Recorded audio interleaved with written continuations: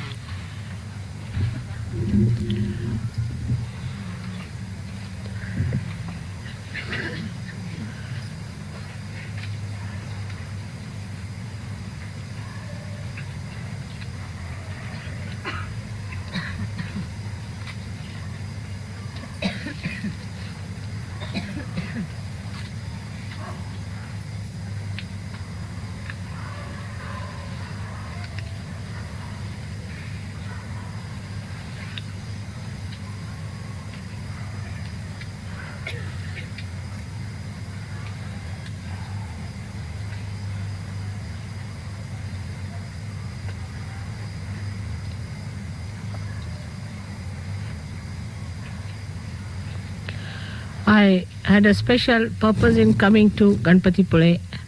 Apart from that, it was a very beautiful place and very relaxing for all of you.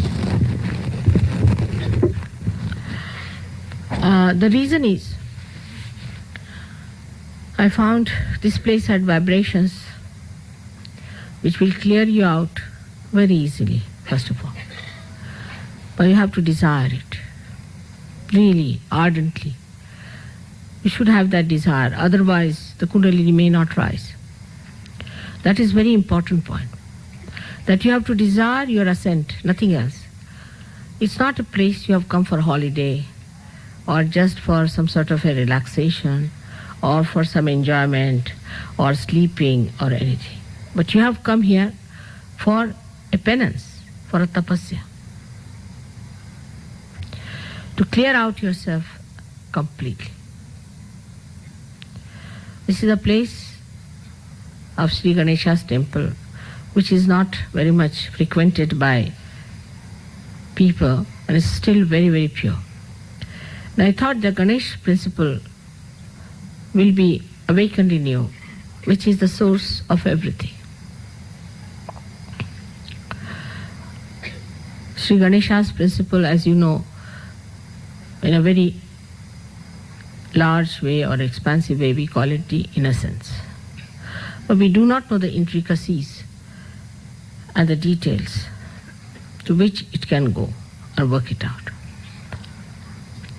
Sri Ganesha's innocence has a tremendous power to purify people, to make you holy, to make you auspicious.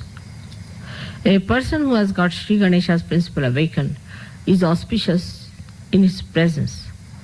Such a person, whenever he moves, things move in a direction that the coefficients works out. It becomes absolutely auspicious. Auspiciousness which cannot be achieved without Sri Ganesha's help. Now this auspiciousness, now we Sahajogis believe into. That there is something like auspiciousness by which everything works out smoothly, everything we feel is done by God's power, that we are all the time wanted by nature, loved by surroundings and the atmosphere. But this understanding can only come if you have that pure desire within you that you have to ascend. You have come here to ascend, not to enjoy yourself or a place of resort or something like that. This principle is very much awakened, as you see, in the local people here. And how Spartan they are, how hardworking. They have been awake for days together and nights together, but still they are very, very relaxed and they do not need any help. Just in that enthusiasm they are working. So the second blessing of Ganesha is that he's playful. He's prasanna. He's always a pleasing personality. He dances, he pleases you, he has ways and methods of pleasing you. And in the same way, a person who has that awakened Ganesha within him is all the time a very pleasing personality. Not a drown out faces, not a face that repels you, the face that makes you feel unhappy, but is a personality that makes you very easy, very understandable, likable, that sort of a personality you develop. But so far as the life has been abroad, I have seen that the situation has been very different. And the aggressiveness and the quarrelsomeness, we can say, the hurting capacity is so overdeveloped that you have to somehow or other succumb completely to the auspiciousness of Sri Ganesha. Because all the instruments that were to be used for spreading Sahajya or for spreading the love of God, for spreading auspiciousness of God, working out His designs and plans and adjusting yourself to the laws of God's desires, it was very important that we should have had our instruments done in such a way that they were absolutely useful. On the contrary, we have misused them, spoiled them, and have completely made them unholy. So that's another point. We have to look at ourselves here. What have we been doing to ourselves? What is the need for us to make ourselves unholy? And why should we be unholy? When Sri Ganesha is there, we can make ourselves very holy, auspicious. Now, no use believing that we are perfect. Those who believe like that cannot ascend. Everybody must know there are lots of imperfections, and these imperfections in me that should be conquered with and to be found out. Only in the light of Sri Ganesha's innocence you can see. A little child can show you how we are stupid and foolish and how we behave. So many times you must have seen children come out of with such utterances that the elders are put to shame. So the childlike temperament can be developed if we awaken Sri Ganesha's principle within ourselves, which is a very, very powerful, very, very powerful deity, very powerful deity. Because a child, supposing one child is lost, say a child runs away, or if a child is hanging somewhere on a tree, the whole community will rush to take out the child. The concern will be there. Even in the Western countries, I have seen if one little girl is tortured, everybody is worried about the child. Everybody opposes that. Maybe there are some horrible people, no doubt. Maybe there are more than there are here. But one gets concerned. So child itself is a very sort of a source of getting all the protection from everywhere. Because the child is growing. The child is growing. Everybody wants to help the child. So in the same way, when this Ganesha principle is developed into you, you realize that you have to grow. You are still growing. A little child learns so many words in such a short time that we cannot learn afterwards when we are grown up. Say after 60, if you have to learn even 3 sentences is impossible. So the child is growing, and his curiosity and his capacity to know more things is also very much sharp, and he starts learning more. He doesn't think he knows everything. The ones who think like that are not yet born properly. I don't know anything. I have to know this. I have to know that. I have to know that. I don't know anything so far. And the children do it so easily, you must have seen. A little bit you do this way or that way, they immediately follow. So what you have to do is to know that you are still in a child stage, you are growing. We have to humble down and we have to know a lot. And from wherever we have to know, we have to know. The arrogance, the idea that we know a lot itself is very, very dangerous for the growth. Very dangerous. And that is what one has to give up and should know that we do not know anything, but we have to know. Many people who come to Sahaja Yoga settle down as we are Sahaja Yogis, but don't know a word about Sahaja Yoga. So many of them, especially the ladies, I'm surprised. They know very little about Sahaja Yoga. It's rather surprising. Now in Sahaja Yoga, there's nothing like women and men. Everybody has equal rights. It's not the job of women just to sing songs. No, it's not. They have to know each and everything about Sahaja Yoga. They have to know what are the diseases, how they are cured, what are the mental problems, how are these chakras are made. Everything they have to know, the medicine, they have to know the psychology, they have to know the divine powers. Everything they have to know how it works out. And that ignorance will never be forgiven, because you are the ones who have to talk about it to us. The third thing is, a child is never a silly person, never silly. He never does something in a silly way. While you see many people who are brought up in a very strict way become suddenly very silly at an old age. Very silly. This phenomena I see much more in the West. Suddenly they become trying to be very youngish type and just they'll clap like this and start behaving in a very funny manner. I used to wonder what's wrong with them. Why are they behaving like this, you see? But it is, I think, they're bottled up. And then suddenly they try to behave, but they are not. A child is never a silly person. On the contrary, if somebody is silly, they say, he's a clown. They come and tell me, he's a clown, He's not all right. Or he's a buffoon. Whatever words they know, they'll express. They don't like. They start wondering, what's the matter with this person? So all these things come to us because we have no idea that we have to grow in a steady understanding, awareness. Not in how you express yourself in Sahaja Yoga, how you do things in Sahaja Yoga. It is how you are aware of it inside.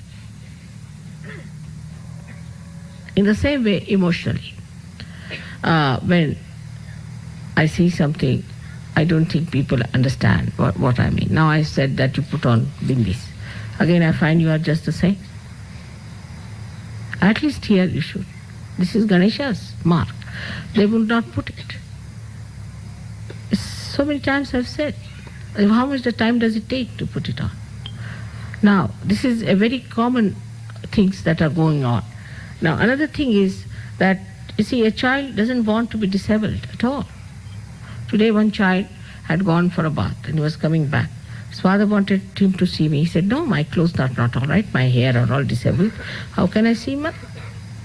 So he went back, he put some oil on his hair, properly dressed up smartly. When we were young, we always knew all the Western people were very smartly dressed, properly groomed. They would never come with disabled hairs. But he said, no, my hair are disabled, how can I go and see mother? So we have to give up these funny ideas of fashions and all that, because this will all go away. You lose your hair, you'll all become bald-headed, it will look very funny. There's no wisdom in it. But a child has a wisdom, he wouldn't come. He dressed up himself properly, then he came and stood before me. And this is what we have to understand, that our appearances are the expression of our inner being. We have to do certain things because we do not know how to accept things, how to do things like a child does. A child, if you tell him anything, he obeys and he listens. Otherwise the child is not a normal child. In India, if there's a child who doesn't obey, they just thrash him nicely, put him in the room for 3 days, make him starve, put him right.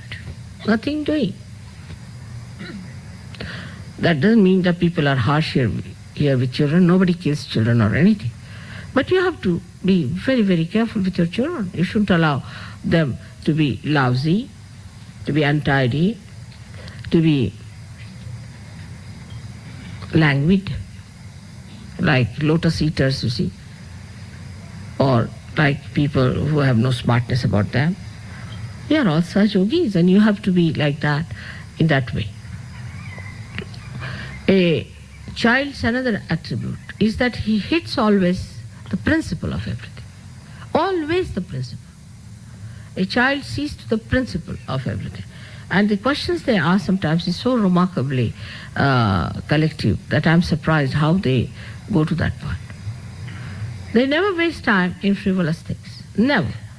Never waste time in frivolous things, talking of frivolous things, nothing of the kind. I haven't seen children talking about their clothes or about the seats they have got or the houses, nothing of the kind. They are busy doing some construction, very busy, you see. You ask them, what are you doing? See, we are trying to tie up the whole of the airport or the whole of Bombay. Like that they will tell you. They are very busy people. If you see realized souls who are children, they are always worried about the collective. And that's what should be your situation, that you should be all the time worried about the collective as a child is. That how I will help the collective. But not worried about yourself. What is my personality? Am I that impressive? If I go to people, will they believe that I'm something, a realized soul? Or I'm like other women or other men who are going to the hairdressers and having all kinds of hairdressing up and wearing all kinds of funny dresses to impress others? Am I looking like a saint? Am I behaving like a saint? These things should come to you very easily. If you tell a child you are a Sahaj, they say so. I am a Sahaj, I can't do that.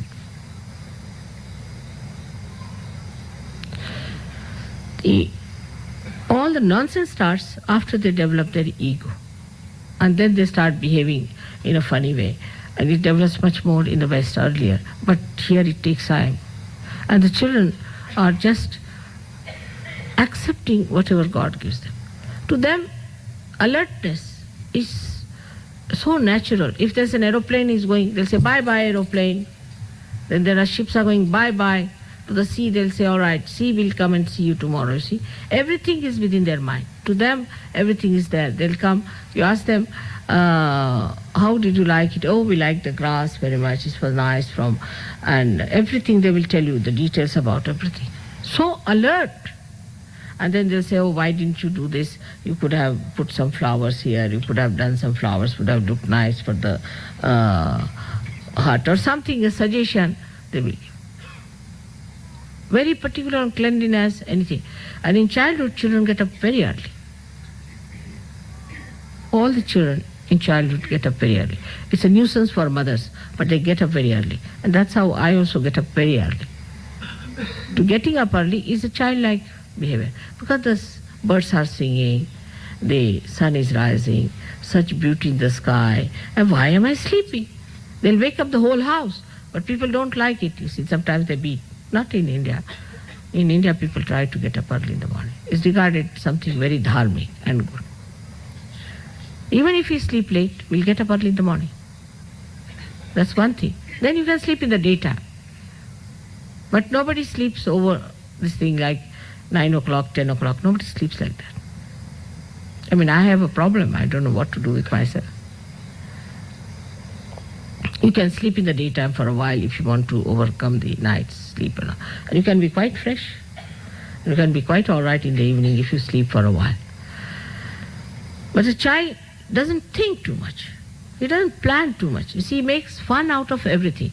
You take them anywhere, say you take them to an airport. There's nothing to be played about. They'll find out some groove somewhere, they'll jump on that, they'll get height there, play there. They can make play out of any gross stuff that we think is useless, they'll make out of it. They're very constructive and playful. And that is what we have to be. Make play out of your life.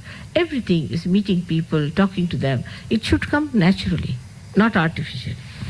Also, some people, I have seen a habit of putting up an expression all the time, like a smile or a frown or this thing. Children are never like that. Their muscles are so supple.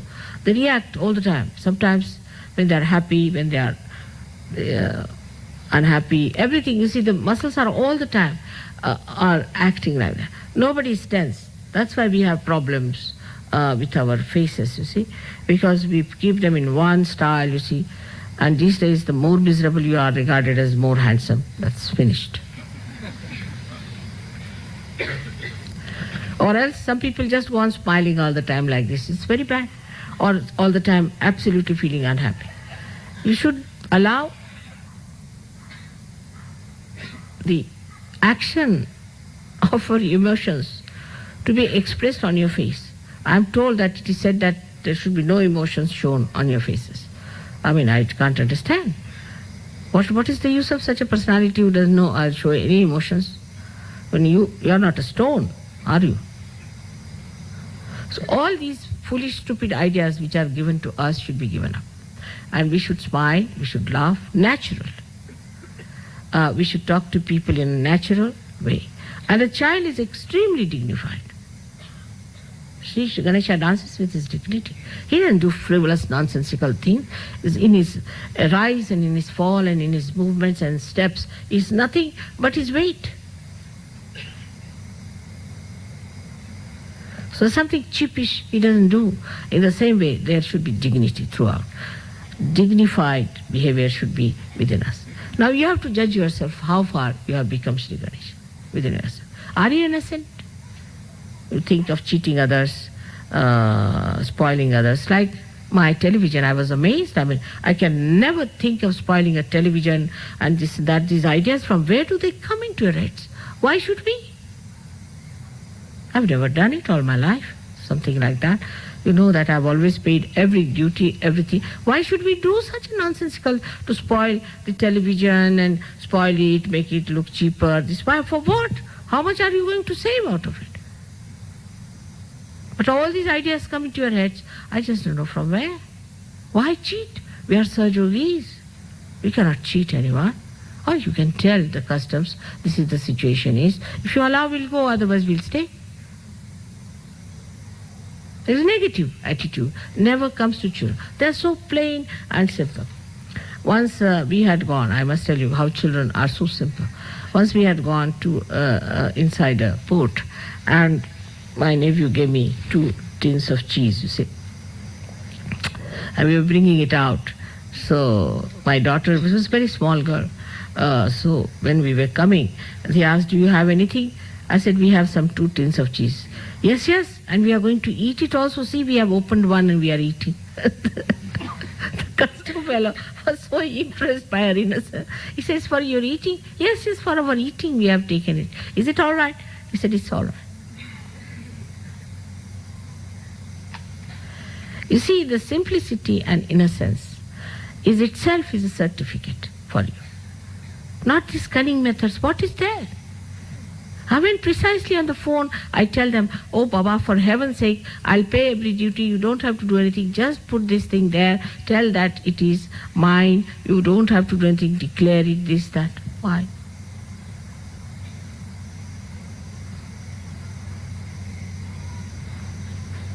Where is our mind going?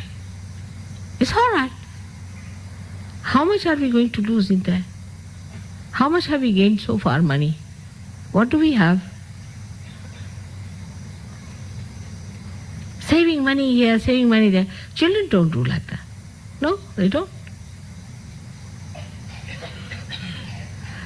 Like my grandson, he was saying, why do you stay in this wretched place, very bad vibrations in London? I said, you see, your grandfather has to stay here for earning money. He said, money? Why do you need so much money? Why do you need money? Why don't you come to India? I said, you need money. So when my husband came back, he took out a 2p. He said, you want money? Have it. Now put it on your head. Why do you want to have money?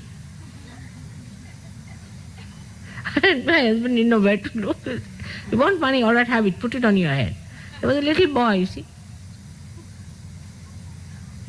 But interest in money starts later. As soon as there's money, we start looking at it when we grow up. Otherwise, we don't.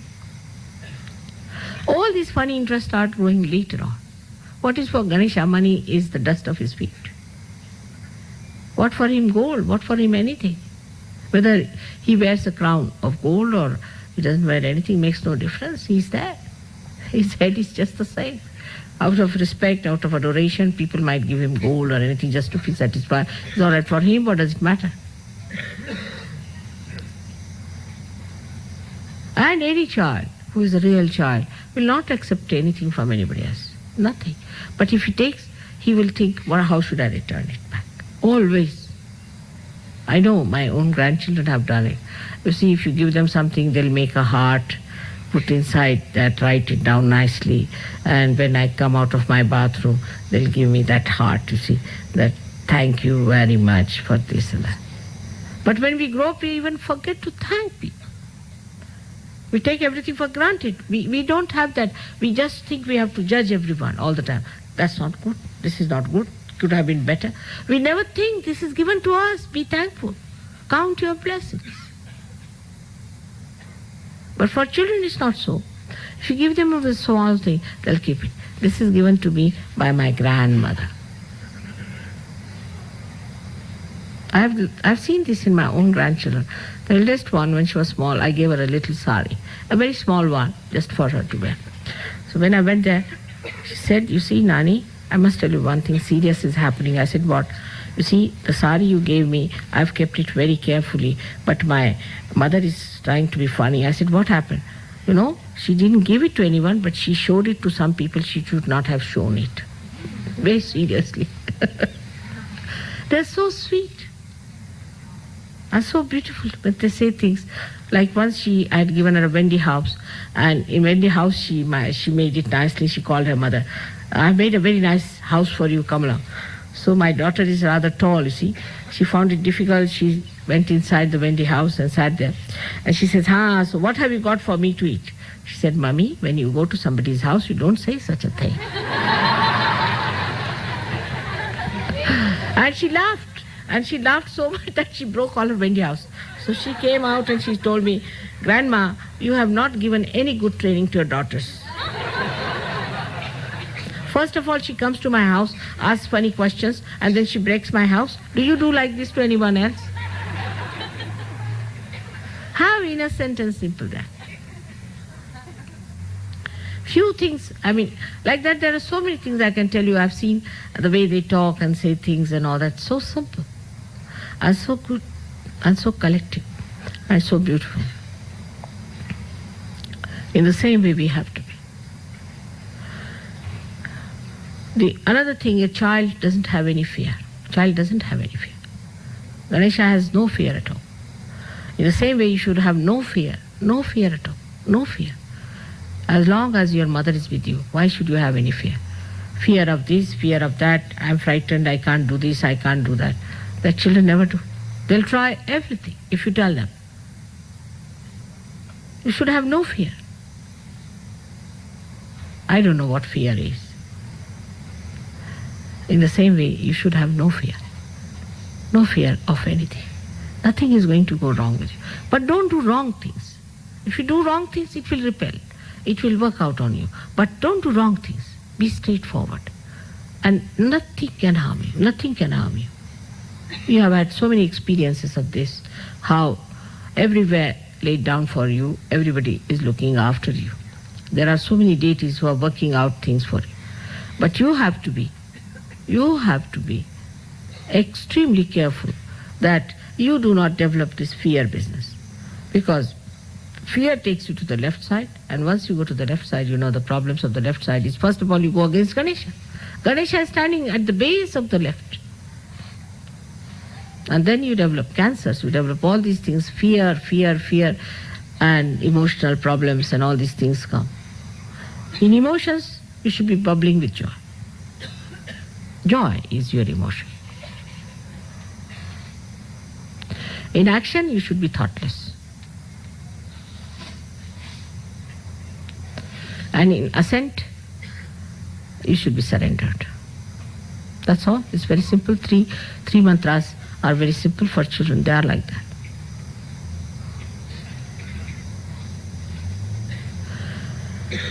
Today, at the base of the Sri Ganesha's hill, we have to think of awakening the Ganesh Tattva within us.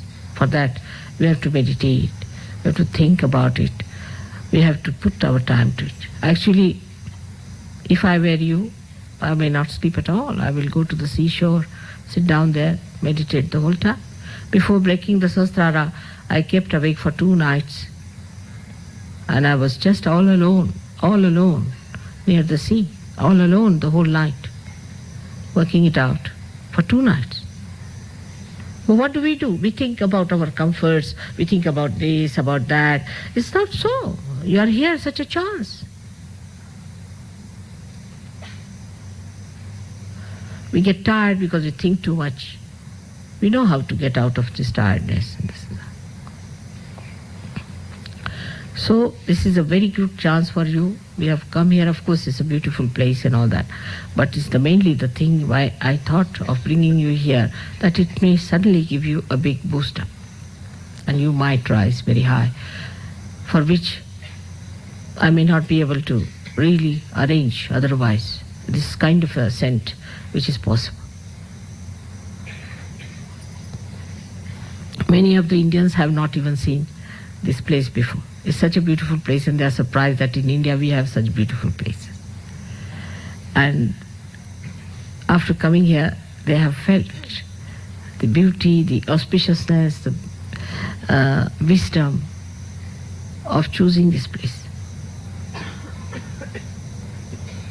It's so lovable, so beautiful. But I hope I see the effects of that in you. Now, you have to go and have your food. We have a very generous man who is cooking for you. Be careful.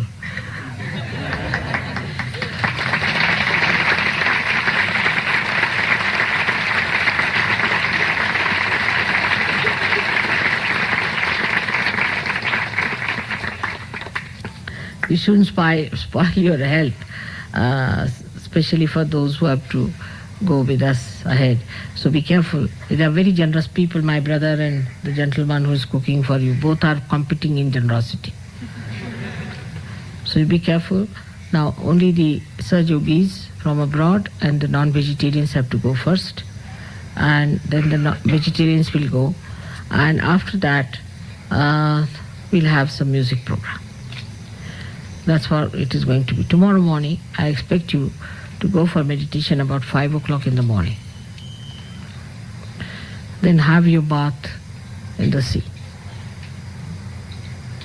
If I were you, I would go earlier, but it's all right. You can't be me. So about 5 o'clock, you go and meditate. Then have your bath there, come and have your tea, and then you can have your breakfast. After that, you are going to have a seminar here.